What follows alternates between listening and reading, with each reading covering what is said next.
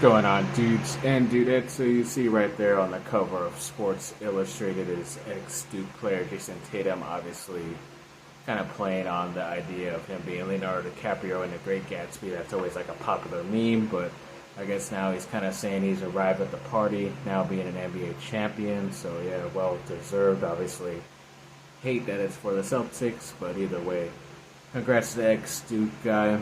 And then when it came to Big Ten Media Days, yes, in between, like I think it was like a 3-day event, and USC was mixed right there in the middle, and it's pretty cool. I mean, the players that did go got like a private jet and everything. I know Mark Culkin, who covers USC with Locked On USC, and We Are SC, he did like take a picture of a couple of UCLA players that were pretty much on his same flight, which is like a regular commercial flight. So you kind of see the difference of type of levels if you go to certain schools, which is pretty cool and funny.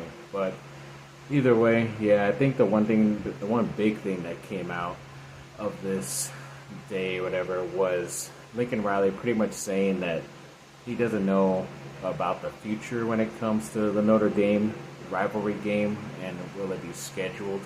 I know he kind of threw that out there, even though it's pretty much like a big rivalry that USC would technically need, even though they do have their other main rival in UCLA that they will be playing pretty much every year now that they are part of the same conference still. But I guess he kind of said the idea that it's if they're going to be playing a schedule with the certain teams that are already in their conference in the Big Ten, and then maybe scheduling some other teams here and there that are still good enough, they're still not going to schedule any Division II or whatever FCS schools like a bunch of other SEC teams like to do, to have like a cupcake in their schedule. But they're still going to try to schedule other stuff, and he still says he's going to try to work with the Notre Dame game eventually in the near future, but there could be a possibility that it does end maybe only for a bit, and then it kind of gets back on track. But I don't know. After seeing what schedule they have to go through this year, it's going to be pretty tough, especially with that non-conference LSU game, and then also the gauntlet of the Big Ten, and you don't even have to play Ohio State. Other teams, I don't even think they have to play Oregon, too, the two teams that are considered to win the Big Ten. But either way, hopefully the rivalry does not go, because I still think it doesn't really make sense. I remember it coming out that some of the rules for the college football playoff, especially when it's going to get more expanded, that no matter what, I think it said that Notre Dame still has to be guaranteed a spot or something like that, which doesn't make sense, because what if they have a crappy year, then you're just going to allow them to be one of like the 12 or 14 teams to go into the playoff? That really doesn't make sense. I think if it should really pressure Notre Dame to join a conference, it should be if you're not part of a affiliate or a conference, then you're not going to get obviously one of those top seedings, which could help them or benefit them in having like a bye week in that first week if they're like the number 1 or 2 teams. But they would have to always play like a 3 or 4 game playoff no matter what. So hopefully that's the case, and not like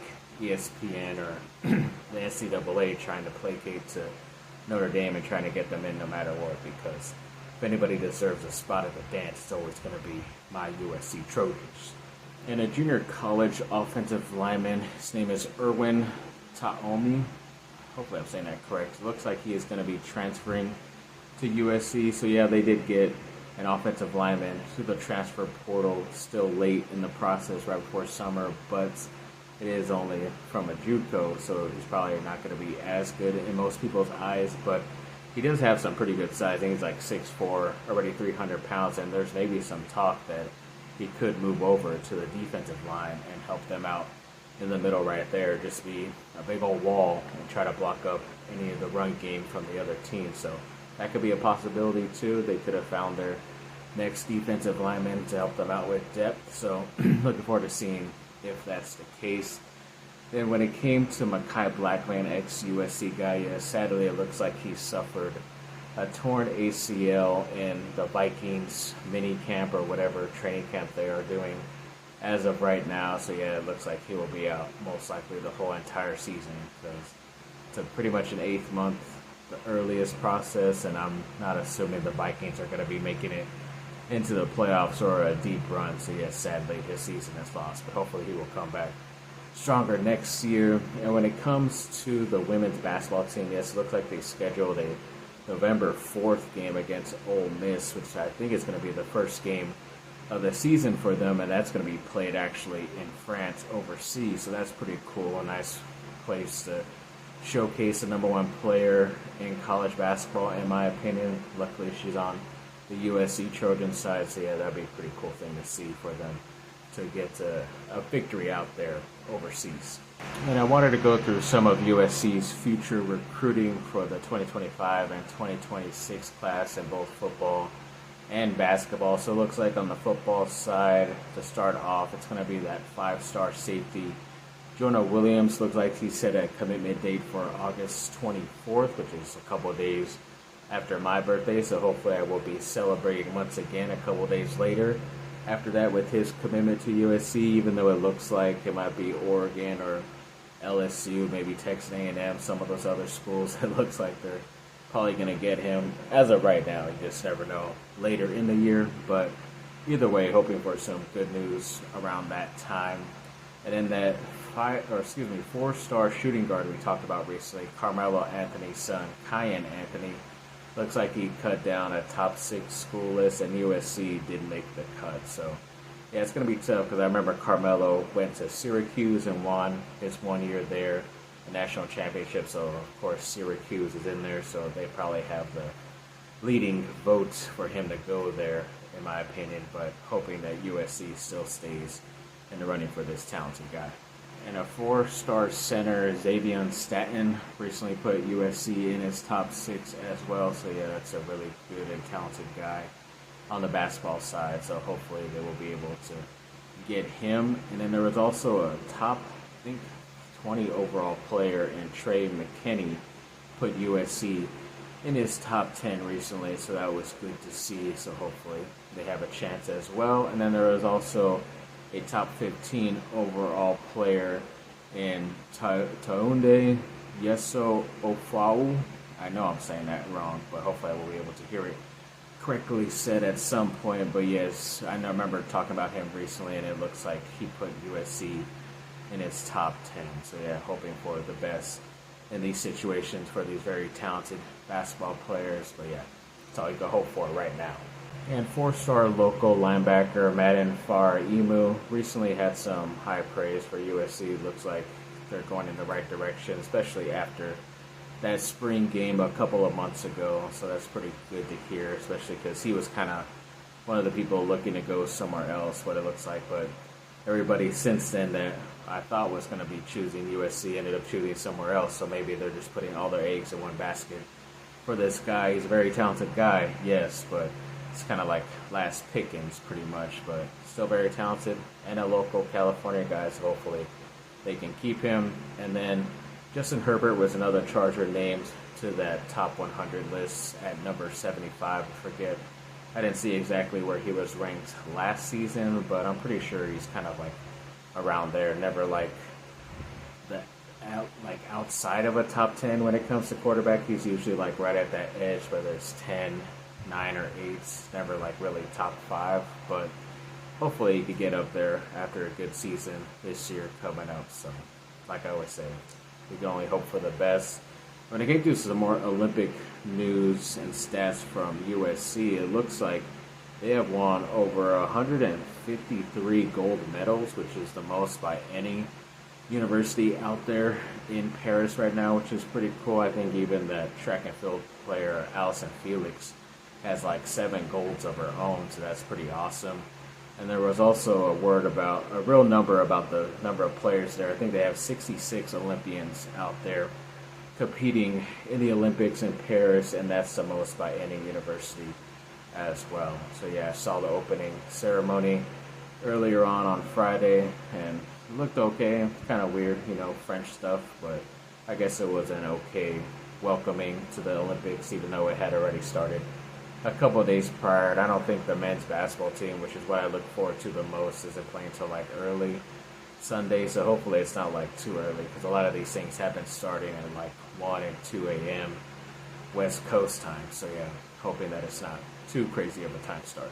And I wanted to update you on what happened with TNT and Warner Brothers' offer to match Amazon's offer, which ended up happening officially on Monday, basically the deadline they were given. But yes, sadly, a couple days later, the NBA said they were going to go with Amazon's offer because I guess whatever Warner Brothers offer sheet that they had sent in didn't really match what Amazon's was going to pretty much offer them. I'm assuming it was like just more worldwide presence to get out to people compared to, people needing HBO and that Max app and all that stuff to be able to watch some of that inside the NBA games and all that good stuff. But yeah, apparently TNT and Warner Brothers were pretty upset at that and didn't think they really got a fair shot at the match because they assumed they were matching exactly what Amazon did, but then the NBA ended up choosing Amazon eventually. So I guess they're going to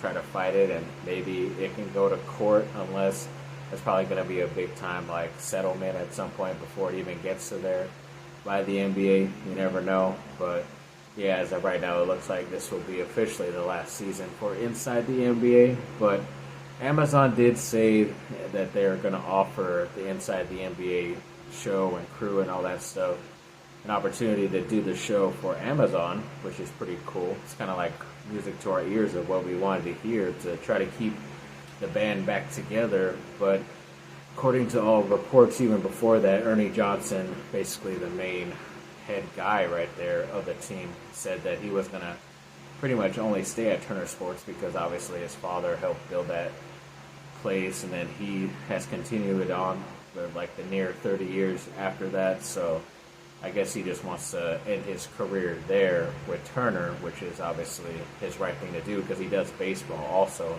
other than basketball. But, you could always find a different host. I mean, they've tried different people here and there. Adam Lefkoe, I don't really like, even prior to him hosting the show. I don't think he really brings anything to it. I know they've tried, I think it's Kevin Connors or Conley. I think he does like extra, that kind of crappy news thing about celebrities and stuff.